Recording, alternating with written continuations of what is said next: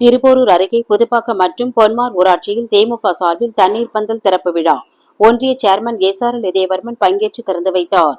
செங்கல்பட்டு மாவட்டம் திருப்போரூர் ஒன்றியத்திற்கு உட்பட்ட புதுப்பாக்கம் ஊராட்சியில் திமுக சார்பில் தண்ணீர் பந்தல் திறப்பு விழா ஊராட்சி மன்ற தலைவர் ஆறுமுகம் ஏற்பாட்டில் நடைபெற்றது. இந்நிகழ்ச்சியில் சிறப்பு அழைப்பாளராக திருப்போரூர் ஒன்றிய பெருந்தலைவர் எஸ்.ஆர்.எல். இதயவர்மன் கலந்து கொண்டு தண்ணீர் பந்தலை ரிப்பன் வெட்டி திறந்து வைத்து பொதுமக்களுக்கு தர்பூசணி, இளநீர், மோர், பனை, நொங்கு, வெள்ளரி பிஞ்சு, பழ வகைகள் மற்றும் குளிர்பான வகைகளை பொதுமக்களுக்கு வழங்கினார்.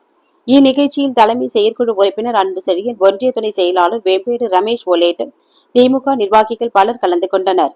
அதனைத் தொடர்ந்து பொன்மார் ஊராட்சியில் ஊராட்சி மன்ற தலைவர் நாராயணன் ஏற்பாட்டில் தண்ணீர் பந்தலை சேர்மன் இதயவர்மன் திறந்து வைத்தது குறிப்பிடத்தக்கது.